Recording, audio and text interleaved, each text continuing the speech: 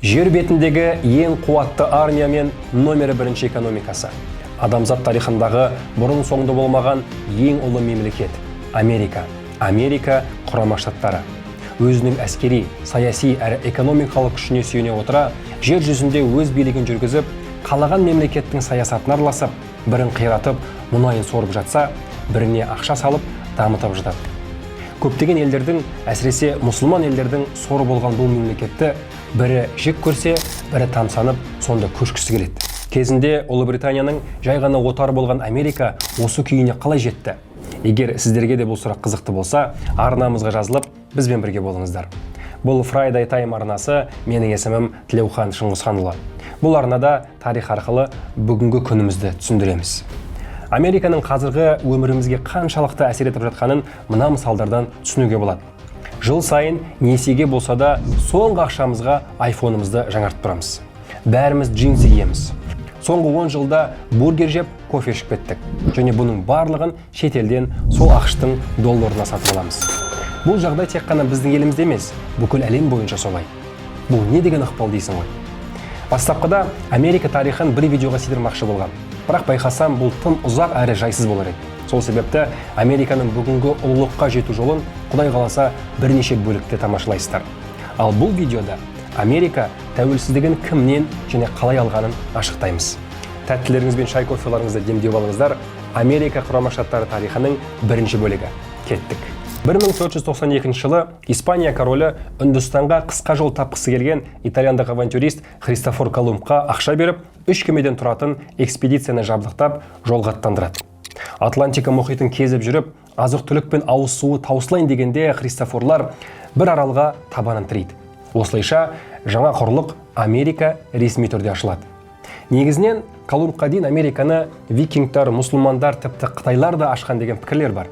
Бірақ бүгінгі тақырыбымызға бұның қатысы шамалы болғандықтан, бұл деректерге үңілмей ары қарай жүрейік. Алдағы 100 жылдың ішінде Испания, Португалия, Франция сынды мемлекеттер жаңа құрлықты белсенді түрде ашкөздікпен меңгере бастайды.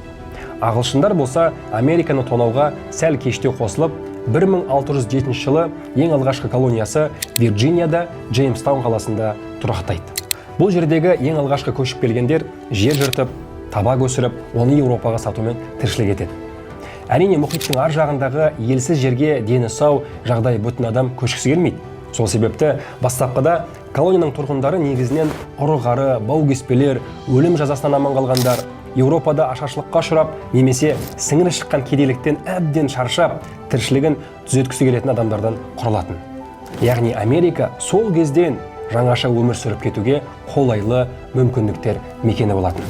Уақыт өте келе, кәрі құрлық Еуропада діни әрі саяси қысым күшейген соң, жаңа жерге ағылшындармен қатар немістер, шведтер, поляктар, француздар лек-легімен көшіп келіп, шығыс жағалауында Бостон, Делавэр, Пенсильвания, Нью-Джерси секілді жаңа колониялардың іргесі қалана бастайды. Бастапқыда Ұлыбритания мұхиттың ар жағындағы кілең әңгі-шәңгілерден жиналған колонияларына аса мән бермей, Американы тек өзінің империялық атағы үшін ғана қолданып, оның ішкі саясатына еш араласа бермейді. Нәтижесінде еркіндік пен жекеменшік мүліктің негізінде бұл колониялар өз-өзін ұйымдастырып, жергілікті билік формалары қалыптаса бастайды. Яғни Америкадағы халық ресми түрде Ұлыбритания королінің билігін мойындағанмен, іс жүзінде өздері сайлап алған жергілікті штаттың губернаторы мен шерифіне бағынатын. Американың болашақта бүкіл әлемге керек болса да, керек болмаса да тықпалай беретін әйгілі демократиясы осылайша пайда болады.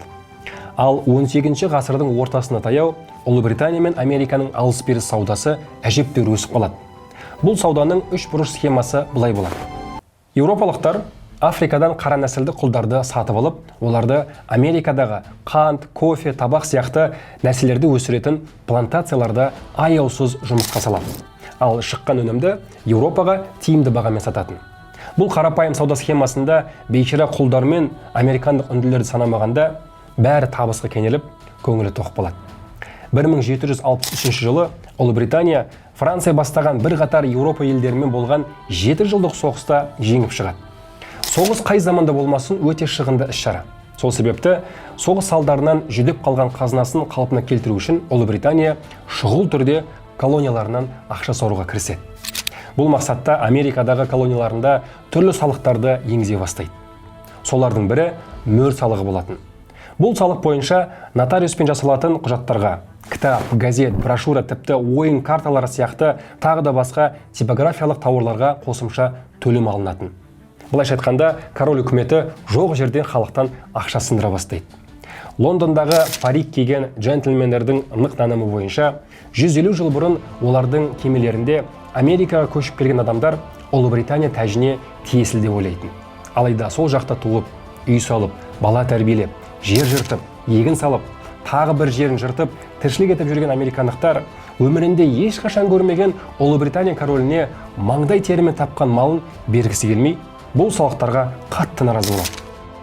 Ақыры бұл наразылық Бостон шай ішуі деп аталатын инцидентке алып келеді. Неге Бостон, неге шай дейсіздер ғой? Мәселе мынада. 18 ғасырда Еуропада, Америкада шайды жаппай іше бастайды. Яғни шайдың саудасы сұмдық жүре бастайды деген сөз. Бұл шай бизнесіндегі монополия ресми түрде Ұлыбританияның әйгілі Шығыс Индия компаниясының қолында болатын. Әрине, ресми сауда бар жерде контрабанда, яғни заңсыз сауда да жүреді. Контрабандамен айналысатындар мемлекетке, яғни Ұлыбритания қазынасына ешқандай салық төлемей ақшаны күректеп таба бастайды. Патша үкіметі болса, заңсыз сауданы тыйып тастау үшін арнайы заң қабылдап, контрабандашыларды қысып, нарықтан ысырып жүрмекші болады. Бұған қарсы американдықтар жаппай шай ішуден бас тартып, тіпті Британиядан келетін барлық дерлік тауарларға бойкот жариялайды. Қоя тұр, бойкот нес, бұл жай ғана шай емес пе деген ой келетін шығар. Жоқ достар, бұл жай ғана шай емес. Шай контрабандасы өте үлкен ақша алып келеді. Ал үлкен ақшаны ешкім ешқашанда бергісі келмейді. Шай бизнесін кәсіп еткен американдықтар осы заңдар арқылы Ұлыбритания олардың жеп отқан нанын тартып алмақшы болған анық түсініп, бұған қарсы нақты шара қолданады. 1773 жылдың 16 желтоқсанында әйгілі шай контрабандисті Сэмюэл Адамс бастаған өтіріктен үнділердің киімін киіп алған американдықтар Бостон портына Англиядан келген 42 тонна шайды суға лақтырып жібереді. Шығыс үнді компаниясы үшін Бостон шай ішуінің зардабын бүгінгі күнге шаққанда шамамен $1,700,000 бағалауға болады. Яғни американдықтар әжептәуір ақшаны суға батырады. Осылайша, болашақ Америка Құрама Штаттарының Ұлыбританиядан егемендігін алу үшін соғысы басталады. Байқасаңыздар, әлі күнге дейін американдықтар киноларында біз сияқты шай емес, кофені көп ішеді. Тіпті кофе брейк деген ұғымның өзі солардан келген. Американдықтардың шайға деген өшпенділігі дәл сол кезден басталады.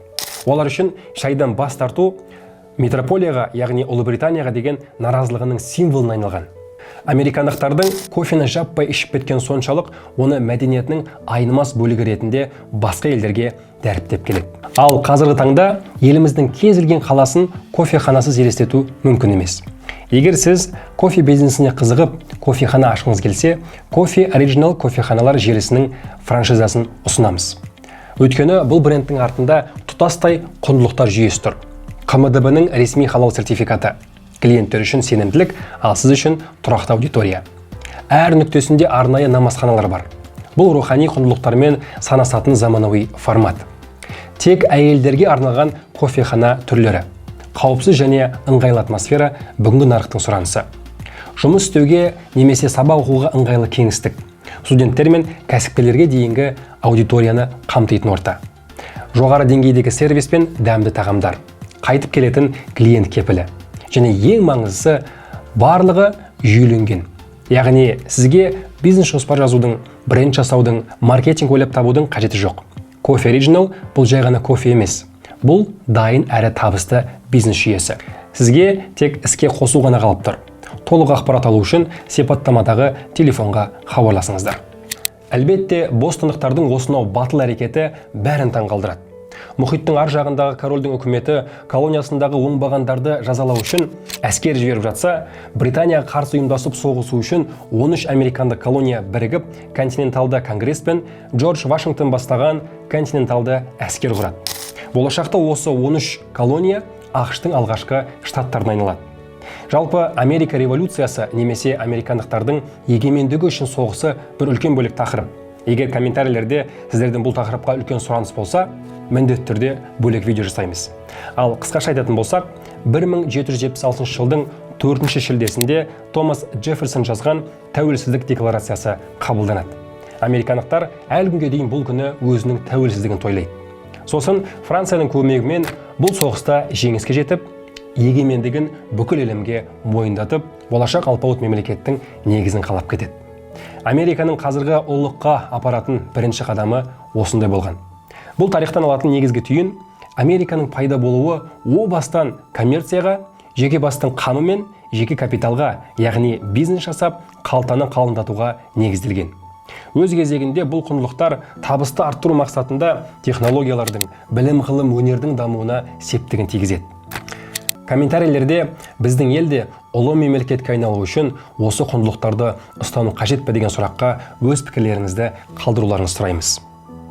Осымен Америка Құрама Штаттары тарихының бірінші бөлігі тәмам.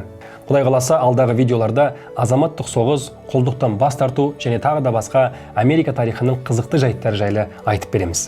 Арнамызға жазылып, лайктеріңіз бен пікірлеріңізді аямай, достарыңызбен бөлісіп отырыңыздар. Бұл әрекеттеріңіз арнамыздың дамуына өте маңызды. Келесі көріскенше бар болыңыздар.